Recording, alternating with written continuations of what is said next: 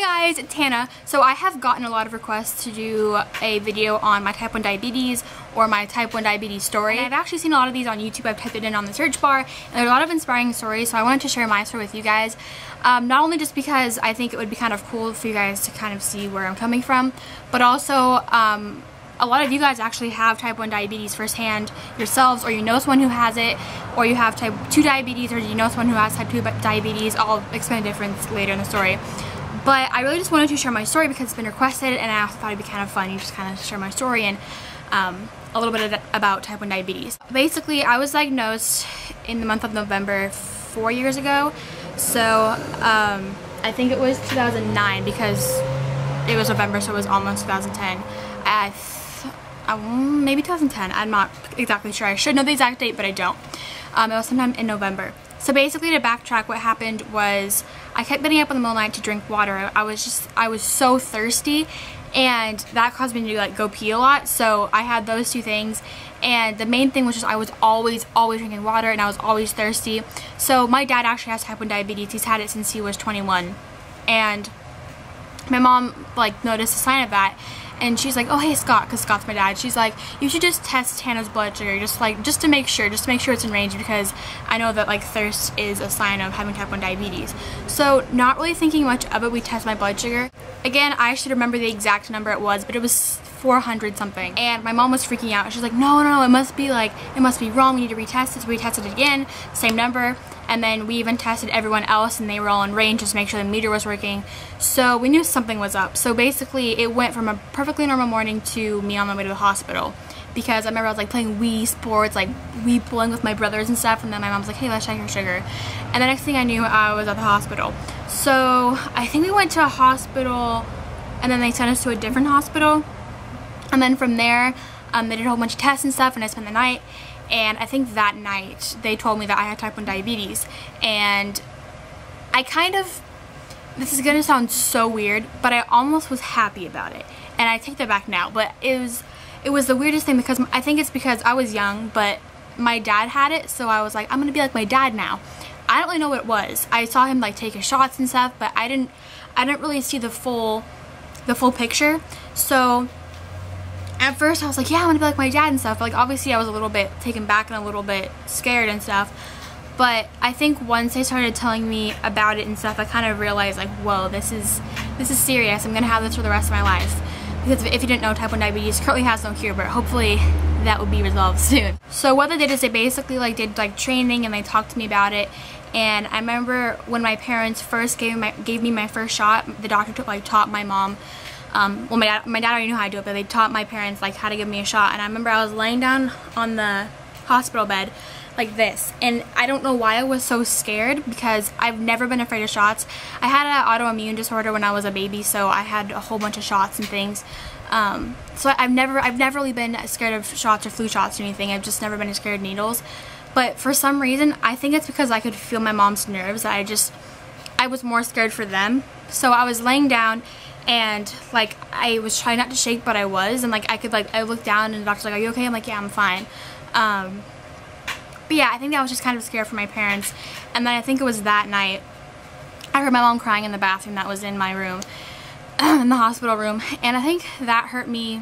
I think what hurt me the most is that she was hurt, and I knew I was gonna have it for the rest of my life, but I knew that I could get through it, and I knew it was going to be a big challenge in my life, and I knew it was going to have its obstacles, but I knew that I could get through it. So we went through training and everything like that, and then I think I was in the hospital for 3 or 4 days, and then, oh, this is kind of random, but I remember going to like the little gift shop, and I got my first, or like my second Webkins or something. I named it Sugar, because like diabetes is like sugar and stuff. But yeah, but also they went through all of this. I remember that the nutritionist came in and went through like everything like I need to especially make sure to eat like grains, and like which types of food affect your blood sugar, which make them spike, which make them stabilize and stuff, and just what I needed to keep and consist of in my diet. Remember like she was talking about like the breads and stuff, and like grains, and like she was telling me like what to make like sandwiches and stuff. Not because like you can eat anything with diabetes, she was just kind of helping me with carbs and stuff for the most part. Then came the night that I was being discharged from the hospital, and before I left they gave me this little kit. It was like kind of like a lunch pail, and it was like pink camo, and that's like the one they give to the girls.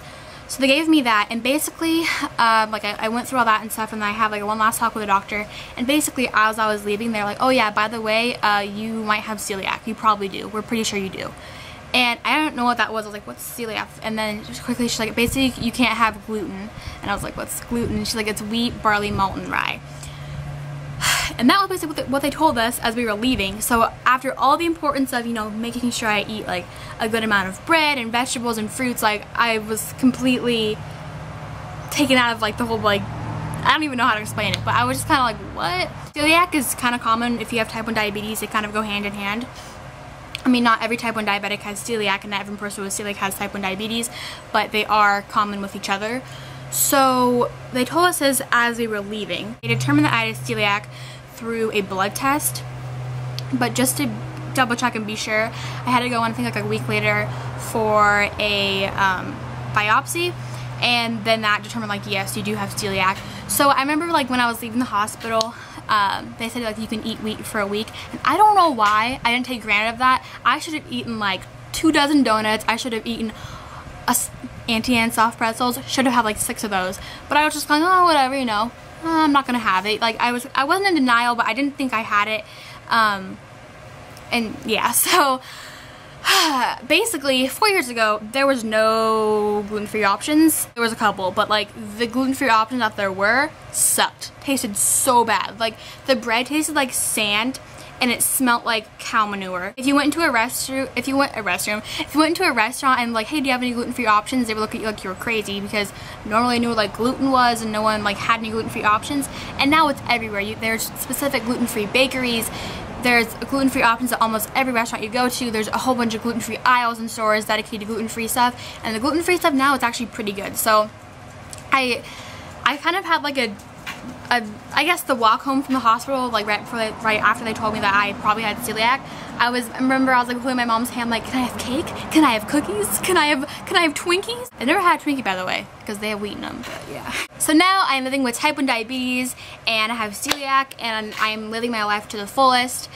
I don't want to let it get me down, and like I said before, I didn't cry until I left, because I think I was almost in a state of shock in the hospital.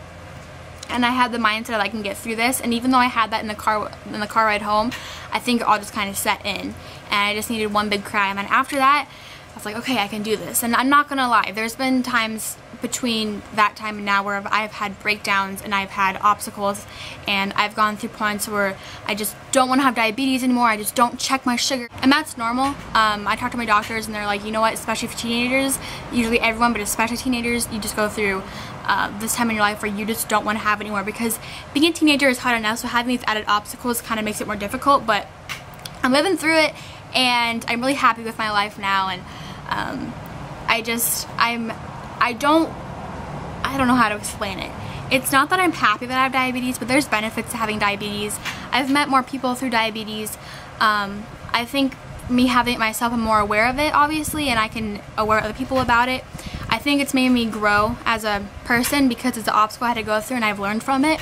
And I guess it's kind of a blessing in disguise. But I'm just glad that I have people to lean on and guide me through it. And I'm really glad also that my dad is there, because he knows what I'm going through, and he knows what things feel like. And like we have little wars sometimes, like we'll check our sugar, and he'll be like, haha, mine's lower than yours. But yeah. Okay, so I also want to talk about what type 1 diabetes is, because I feel like a lot of people, when they hear diabetes, they hear, okay, you can't have sugar, you got it because you're overweight and you eat too much candy. No. Those are all myths.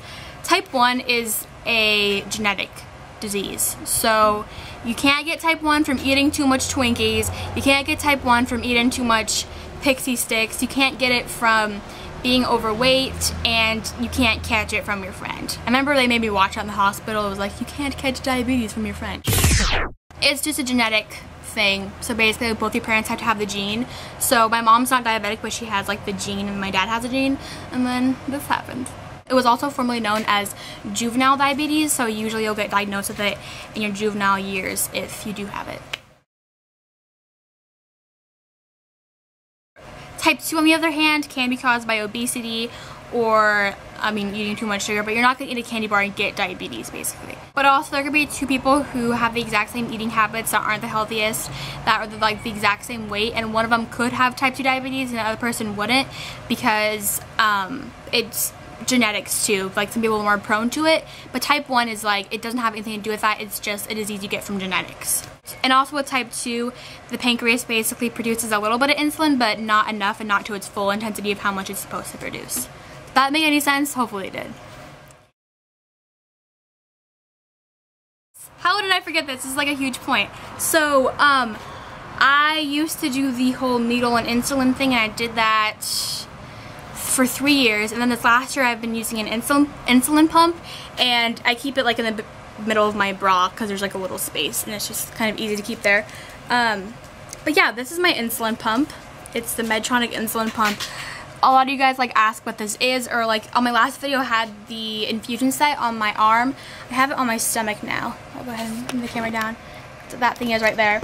Basically, in a nutshell, you account for how many carbs you're having, it automatically adjusts if you're high, and it gives you the insulin through this tube, and it goes into your body. You replace this every 3 days. I'm going to do a whole video on how I replace this and stuff if you guys want to see it, so let me know if you guys do want to see that, because even a lot of you guys who like aren't diabetic, you're just like, I'm kind of curious. So yeah, that's my insulin pump, and I have been in love with this. It's given me so much more freedom, and I don't have to carry around needles and stuff, and I like how it accounts. Like if you're high, it just accounts for you. It does a lot of the math for you, and it's not like you don't have diabetes anymore. Like I still have to pay attention to my sugars and things, but it just kind of helps a lot, and it's basically a different method other than using needles or like pens or something. Like I said, I'm thinking that type 1 diabetes maybe was a blessing in disguise for me, and it's hard sometimes, but my dad lives by this motto: there's always someone who has it worse than you. So I know that's almost a negative motto, but I have diabetes and it's like I can live through it. There's people who have terminal illnesses, there's people who are starving, there's people who don't have food or shelter, living on the streets. So the fact that I can manage this and live with it, I'm grateful for that. So I really hope you guys enjoyed my story. If you have any questions, feel free to message me or email me or post a comment down below. If you guys want to see a video on how I like replace my pump and how I change it and deal with it and like how it works and stuff, let me know, because that'd be kind of a cool video. I really hope you guys like this video again, and I will see you guys next time. Have a beautiful day.